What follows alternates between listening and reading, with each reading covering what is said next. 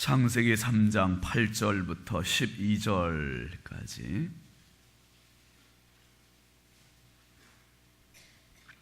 함께 보십니다.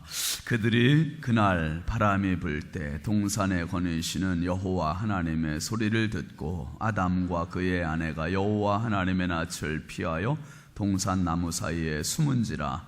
여호와 하나님이 아담을 부르시며 그에게 이르시되 내가 어디 있느냐? 이르되 내가 동산에서 하나님의 소리를 듣고 내가 벗었으므로 두려워하여 숨었나이다. 이르시되 누가 너의 벗었음을 내게 알렸느냐? 내가 내게 먹지 말라 명한 그 나무 열매를 내가 먹었느냐? 아담이 이르되 하나님이 주셔서 나와 함께 있게 하신 여자 그가 그 나무 열매를 내게 주므로 내가 먹었나이다. 아멘. 오늘은 당회원 부부가 하나님께 찬양 올려드리겠습니다.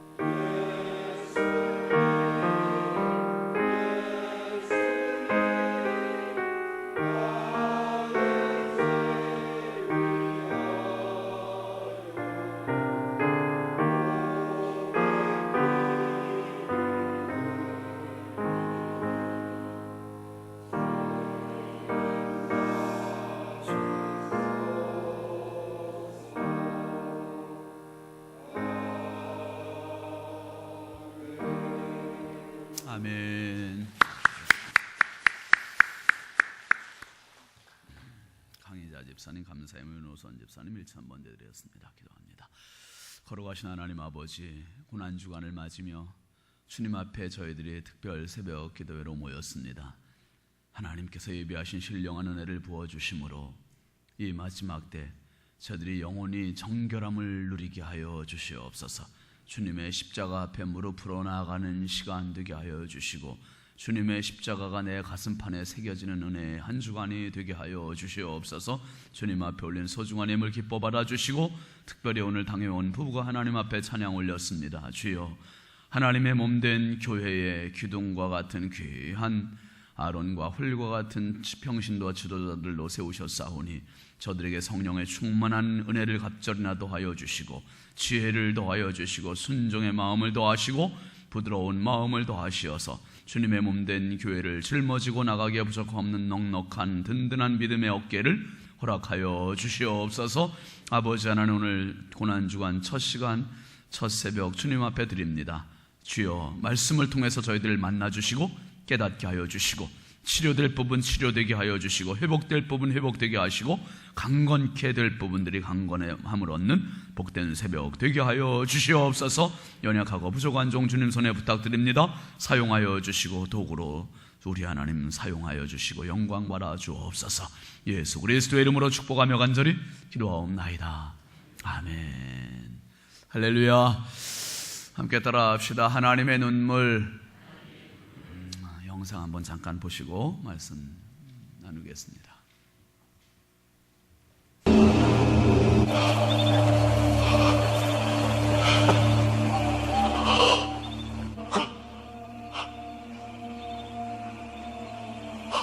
Sina othia pui.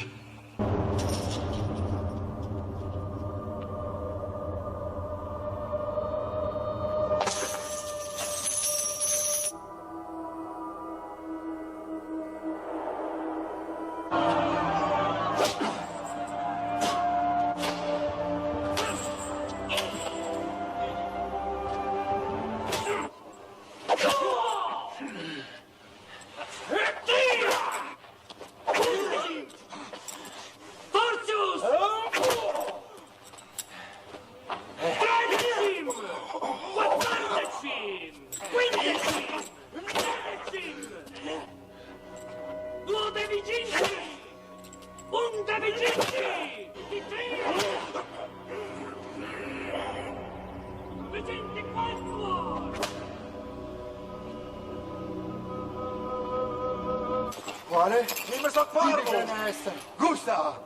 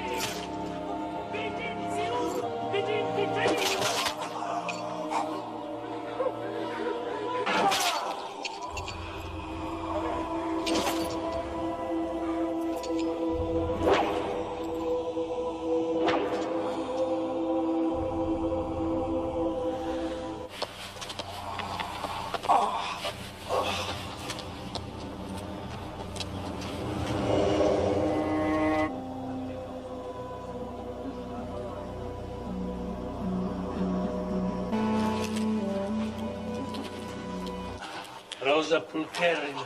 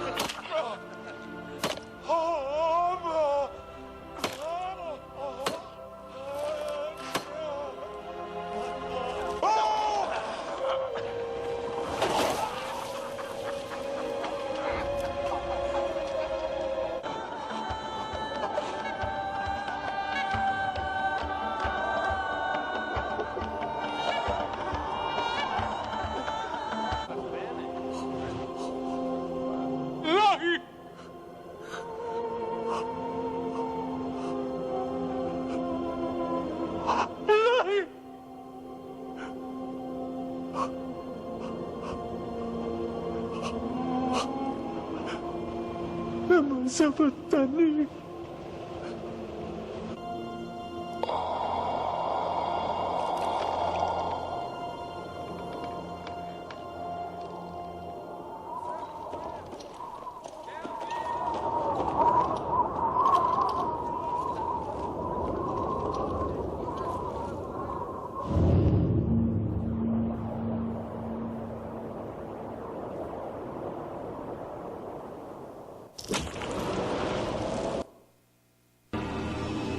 여기까지만 보겠습니다.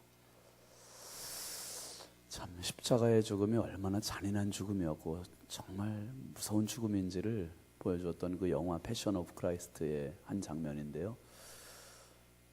설마 저렇게 죽였을까 그런 생각들이 들 정도로 정말 너무 무자비하게 사람을 이렇게 죽였고, 예수님은 그렇게 처형을 당하셨는데 실제로 저거보다 더 잔인하면 잔인했지 저거보다 더 못하진 않았다는 거예요.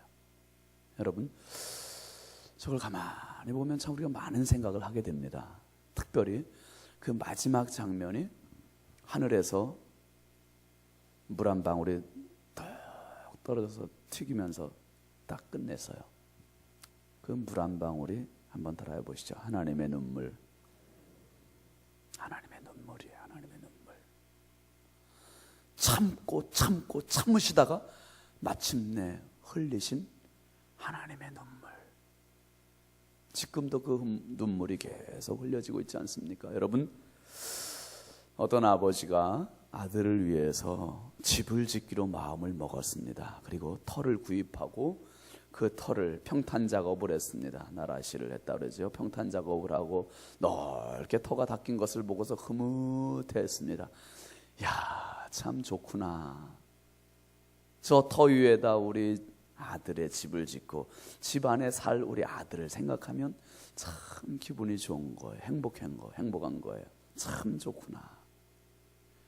그 터 위에 이제 기초를 놓았습니다. 기초를 놓은 거 보니까 벌써 집이 올라가 있는 게 보이는 것 같아요. 참 좋구나. 기둥을 세웠습니다. 그리고 벽돌을 쌓았습니다.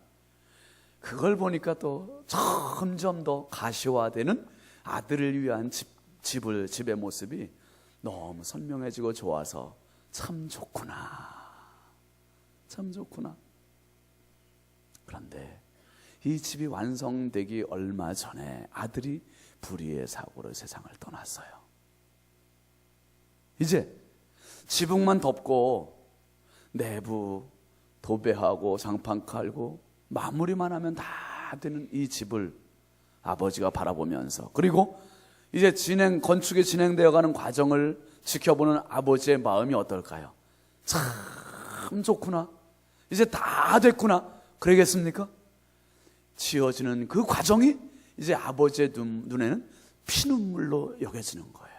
가슴이 미어지는 거예요. 가슴이 터지는 거예요. 내 아들이 없는 저 집이 무슨 소용이 있을까? 내 아들이 없는 저 집이 무슨 소용이 있을까?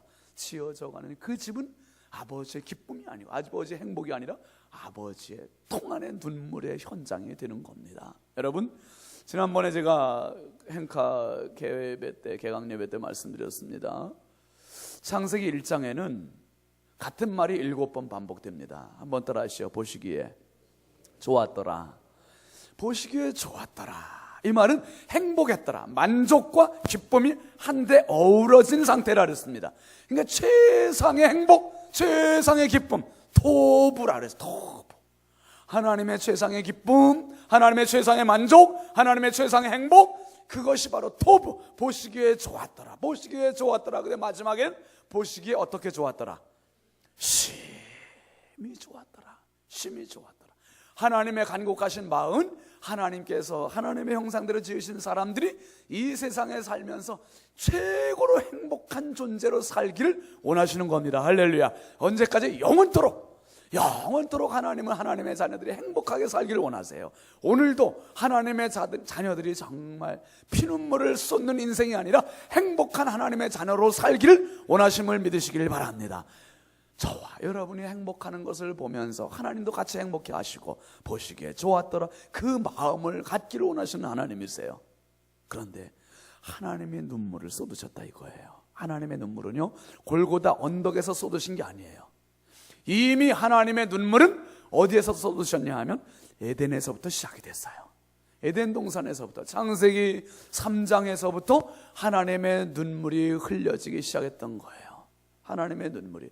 하나님께서 사람에게 최상의 조건, 환경을 만들어 놓으셨어요. 그게 에덴입니다. 파라다이스예요. 최상의 행복 조건을 만들어 놓으시고 뭐라고 하십니까? 여기서 나와 함께 즐기자, 여기서 나와 함께 먹자, 여기서 나와 함께 행복하자. 이게 하나님의 제안이세요. 그리고 사람들은 거기서 행복하게 살게 되어 있고요. 그런데 하나님께서 사람들의 행복의 안전장치 하나를 탁 마련해 놓았습니다. 그게 뭐냐 하면 선악과 나무예요. 다른 나무의 실과를 다 따먹되 이 나무의 열매는 따먹지 말라 그랬습니다. 따먹는 날에는 반드시 뭐하리라? 죽으리라. 반드시 죽으리라. 어떤 사람들은 그렇게 얘기해요. 아니, 죽을 것을 왜 거기다 만들어 놓으셨습니까? 여러분, 그 나무의 열매는 죽기 위한 열매가 아니라 살기 위한 열매예요. 할렐루야. 사람을 살리시기 위한 하나님의 방편이었어요. 왜? 사람은 유한한 존재예요. 피조물이에요. 하나님은 조물주세요. 영원하세요. 영원하신 조물주와 유한한 피조물인 이 사람과 구분이 됩니다. 이 구분을 할 수 있는 유일한 수단은 선악과예요. 그 선악과를 볼 때마다 나는 하나님이 아니야, 사람이야. 나는 하나님과 친밀한 관계를 맺어야 할 겸손한 사람이야. 겸손하게 하나님 앞에 순종해야 할 존재야. 하나님과 늘 친밀한 관계를 맺어야 돼. 이것을 그 나무를 볼 때마다 깨달아야 되는 거예요. 여러분, 하나님께서 미워서 사람에게 선악과 나무를 세우신 게 아니라는 사실을 분명히 기억하십시오. 운전을 하다 보면 참 많은 경고판들이 있습니다. 110 빨간 테두리로 동그라미 해놓은 거 있어요. 그것은 무슨 표시입니까? 110km 이상 달리면 된다, 안 된다? 운전자인 제 마음은 시속 몇 킬로 달리고 싶어요? 300km 달리고 싶어. 300km 달리고 싶은데 왜 110km로 제한을 해놓냐 이거예요. 화가 난다. 그래서 300km로 쫙 달려가면 어떻게 돼버려요? 사고 나죠. 사고 나도 그것은 다치는 정도가 아니라 뭡니까? 사망이에요. 사망. 그러니까 110km 안전속도 유지하시오, 100km 안전속도 유지하시오, 80km 60km 안전속도 유지하시오. 여기까지가 제한속도입니다. 요거 오버하면 알지? 죽어? 경고판. 그러니까 또 어떤 데가 경찰들이 딱 차들 세워가지고 뭐 불게 입에 뭐 무슨 단속이에요? 음주단속 하는 이유가 뭐예요? 나는 술 먹고 운전 충분히 할 수 있거든요. 왜 불편하게 술을 못 먹게 합니까? 나는 술 먹어도 운전 잘 할 수 있어요. 그러니까 왜 이렇게 불편하게 제재를 하느냐? 그것도 안전을 위해 살리기 위해서. 110km도 80km도 60km도 나를 살리기 위해서. 거북길에서는 속도를 줄이시오. 이것도 나를 죽이기 위해서가 아니라 나를 살리기 위해서. 또 빗길에는 감속 운전하시오. 안개 속에서도 감속 운전하시오. 눈길에도 감속 운전하시오. 이것은 뭐예요? 죽이기 위해서가 아니라 나를 살리기 위해서. 선악과에 손을 대지 마시오. 선악과 나무의 열매를 먹지 마시오. 이건 나를 죽이기 위한 방편이라 나를 뭐하기 위한? 하나님과 함께 영원히 살기 위한 하나님의 축복의 안전장치였다는 사실이에요. 할렐루야. 하나님께서 오늘도 마찬가지입니다. 예수 그리스도를 저렇게 죽이심은 내가 죽어야 할 그 죽음, 사지의 길을 가지 않도록 하나님께서 영생의 안전장치를 해놓으신 것을 믿으시길 바랍니다. 그래서 예수를 믿으시오, 예수 믿고 구원받으시오, 이것은 우리가 마음 놓고 살 수 있는 자유로운 삶을 제지하기 위함이 아니라 나를 영원한 행복의 길로 인도하시기 위한, 영생의 길로 인도하시기 위한 하나님의 축복의 도구인 것을 믿으시길 바랍니다. 하나님의 이 장치예요. 하나님의 이 장치. 선악과에 손대지 마라, 먹지 마라, 먹으면 반드시 죽는다. 여러분, 뭐가 편하겠습니까? 안 먹는 게 먹지 말라는 거 안 먹는 게 편하겠습니까? 아니면 그걸 어떻게든 먹어봐야지 이러는 게 편하겠습니까? 안 먹으면 편해. 남의 여자들 겁탈하지 말고 음란한 마음 갖지도 말라. 그게 쉽겠습니까? 아니면 남의 여자들 음란한 마음 품고 겁탈하고 간음하고 그게 쉽겠습니까? 안 먹는 게 편해요. 그런데 이 사탄 마귀가 하나님과 사람 사이를 끼어드는 거예요. 말씀드렸습니다. 사탄 마귀는 디아볼로스라 그래요. 디아볼로스는 사이로 던져오는 자라 그랬어요. 사이를 삐집고 들어오는 자라 그랬어요. 그러니까 하나님과 사람 사이가 친밀한 꼴을 못 봐. 행복한 꼴을 못 봐. 우리가 믿음 생활 잘하는 꼴을 못 봐. 누가? 마귀가. 고난주간이라고 특세한다고 특별 새벽기도 웃기지 마. 내가 너에게 일을 터뜨려 놓을 거야. 너를 피곤하게 만들 거야. 너를 지치게 만들 거야. 너를 짜증나게 만들 거야. 한 주간 어디 버티나 봐라. 한 주간 버티지 못하게 만들 거야. 마귀는 어떻게든지 하나님과 나 사이를 갈라놓는 것을 원해요. 그 사이에 들어와서 몰래 여자에게 와서 간접적으로 하나님의 음성을 아담을 통해서 들은 여자에게 와서 유혹을 하죠. 뭐라고 합니까? 이 열매를 먹지 말라 하시더냐. 먹는 날에는 죽는다랜다. 아니다. 한번 따라 하시죠. 먹어도 결코 죽지 않는다. 여러분, 마귀는 그 전술을 지금도 쓰고 있어요. 먹어도 죽는다, 안 죽는다? 안 죽는다는 거예요. 여러분, 술 먹고 운전하는 사람한테 머릿속에 어떤 확신이 있어요? 나는 술 먹고 운전해도 사고 난다, 안 난다? 안 난다는 확신이 있지. 이게 선악과 에덴 동산에서 했던 전술을 똑같이 쓰는 거예요. 똑같이. 예수 안 믿어도 어떻게 하다가 그렇게 살다가 죽으면 그거를 끝이지 뭐. 끝이 아니라니까요. 끝이 아니라니까요. 괜찮어. 먹어도 괜찮아. 먹어도 괜찮아. 해도 괜찮아. 이 괜찮아 전법을 지금까지 쓰는 이유는 이게 사람들에게 먹혀 들어가기 때문이에요. 먹혀 들어가기 때문이에요. 야, 하와가 선악과 앞에 갔지요. 가서 보니까 뭐라고 했습니까? 6절 말씀에 뭐라고 써 있어요? 시작. 여자가 그 나무를 뭐한즉? 본즉 먹음직도 하고 보암직도 하고 지혜롭게 할 만큼 탐스럽기도 한 나무인지라. 문제는, 자 6절 또 있네. 여자가 그 열매를 따먹고 자기와 함께 있는 남편에게도 주매 그도 먹은지라. 문제는 뭐냐면 보았다는 거예요. 봤다. 그 자리에 있었다. 이게 더 중요해요. 여러분, 요셉의 훌륭한 점이 뭐냐?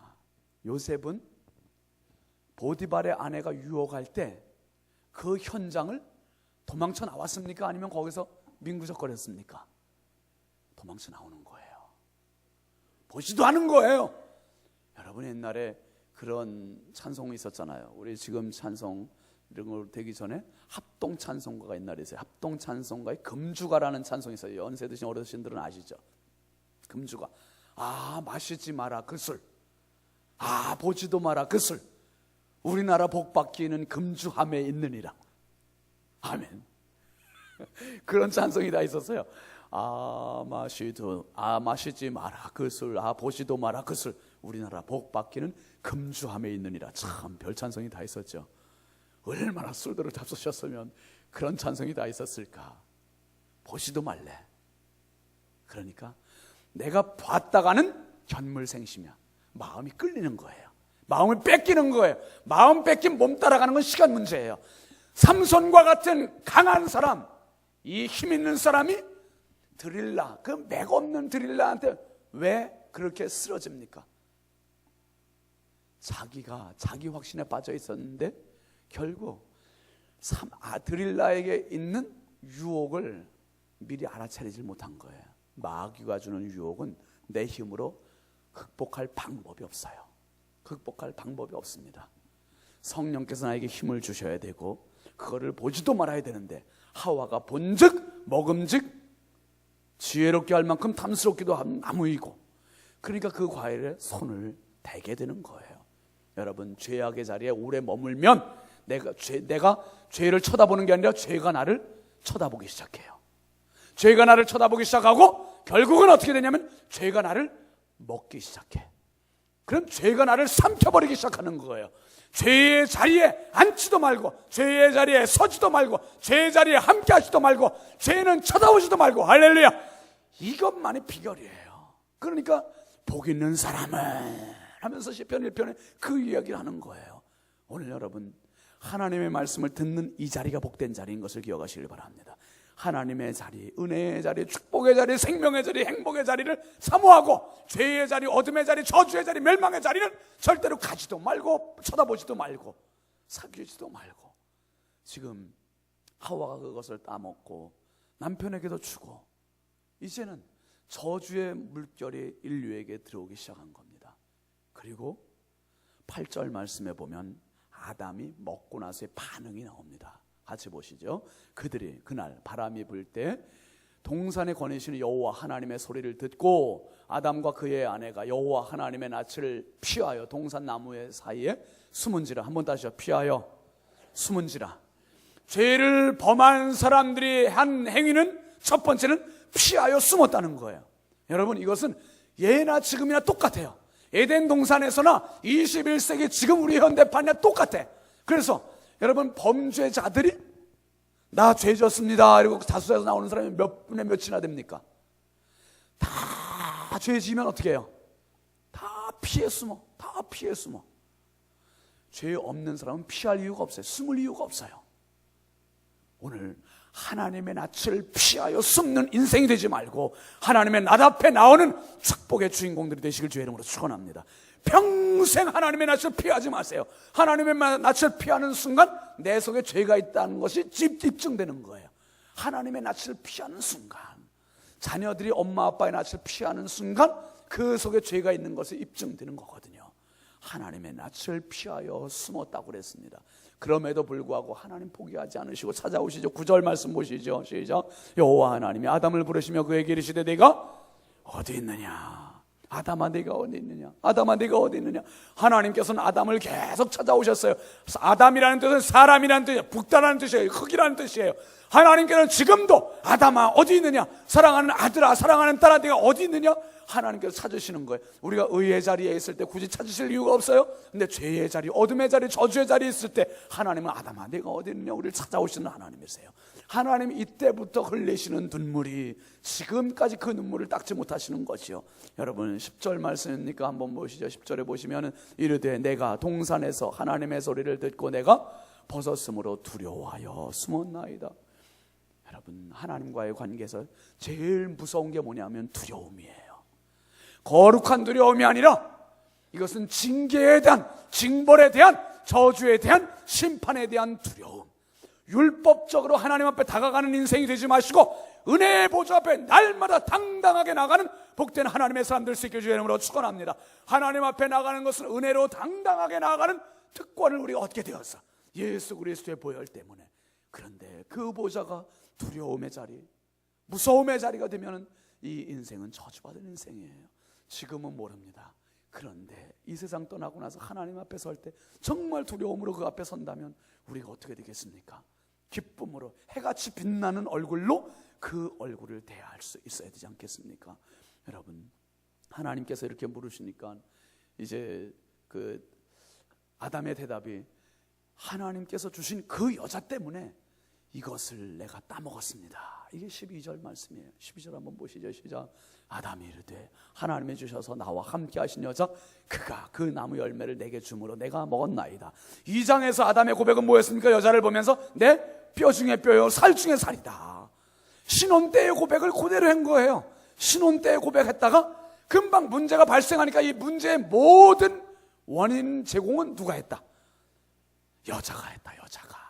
한번 따라하세요. 여자가 했다. 여자가 했다.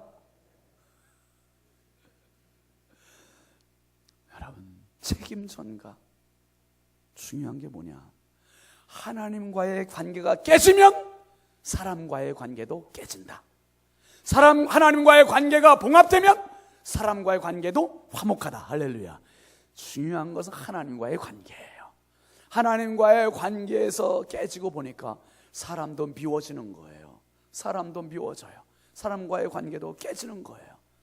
여러분, 내 탓이다, 저 여자 탓이다, 저 사람 탓이다, 이렇게 돌리기 시작했습니다. 하나님께서 조용히 사람들에게 다가오시는 장면이 구약 선지자들을 통해서 계속 다가오셨어요. 마침내 하나님의 최종적인 다가오심은 독생자 예수 그리스도. 하나님께서 정말 엄청난 모험을 감행하신 거예요. 하나님의 모험이 뭐냐? 다른 사람들 더 이상 보낼 수 없다. 어떻게? 내가 팔 걷어붙이고 직접 사람들에게 내려가겠다. 내가 직접 사람이 되겠다, 이거예요. 직접 사람이 돼서 어떻게 하겠느냐? 인류의 모든 죄의 저주의 물줄기를 차단해버리겠다. 끊어버리겠다. 뭡니까? 모두가 다 아담의 죄악의 씨앗의 유전을 다 받아서 태어나는 족족 다 죄인이야. 태어날 때부터 죄인이야. 태어날 때부터 죄인. 그러니까 이걸 어떻게 막을 도리가 없어요. 그러니까 태어날 때부터 죄인인 사람을 BC와 AD, 주전과 주후의 인생으로 딱 갈라놓을 수 있는 그 역할을 내가 직접 해야 되겠다. 그래서 찾아오신 분이 바로 예수 그리스도. 하나님께서 당신의 자리를 포기하시고 이 땅에 오셨습니다. 여러분, 여기서 우리가 한 가지 생각해 볼 문제가 있습니다. 창세기부터 요한계시록까지 모든 성경의 내용에 축소판이 뭔지 아세요? 그 축소판은 우리 인생이에요. 내 인생은 성경의 축소판이에요. 에덴 동산 창세기 1장에서 하나님 보시기에 좋았어요. 3장에서 사람들이 범죄함으로 하나님의 근심덩어리가 됐고 하나님의 눈물방울이 됐습니다.